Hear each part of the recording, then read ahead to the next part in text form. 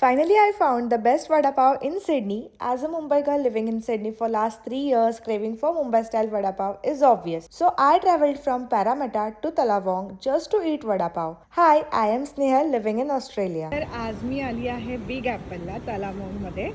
तर तिकडे मी स्पेशल आज आली आहे वडापाव खायला. तर मला इकडचा वडापाव खूप आवडलेला जो मी लास्ट टाइम 31st खाल्लेला, आमच्या फ्रेंड्सने आणलेला तो.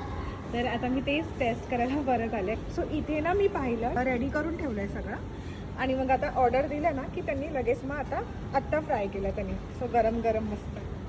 आणि अजून इकडे व्हरायटी आहे, पॅटेस दिसतात आहे आणि समोसा पण दिसतात आहे आणि इकडे मला ढोकला पण दिसतोय, व्हाईट आणि येल्लो आहे आणि ठेपला आणि चपाती पण आहे. इंडियन चाट आहे इकडे, ड्रिंक्स पण आहे.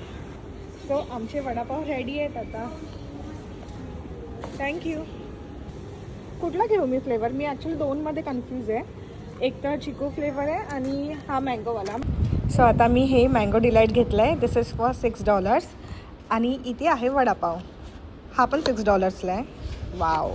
मला या वडापावमध्ये स्पेशली याची चटणी खूप आवडतं आणि एकदम गरम गरम आहे. त्यांनी आत्ताच फ्राय करून दिलं आहे. हे बघा, ग्रीन चटणी पण आहे मस्त. चल आता मी टेस्ट करते हा. सो या वडापावमध्ये 2 चटण्या आहेत, एक तर रेड आहे आणि एक ग्रीन आहे. त्याला आपण टेस्ट करूया.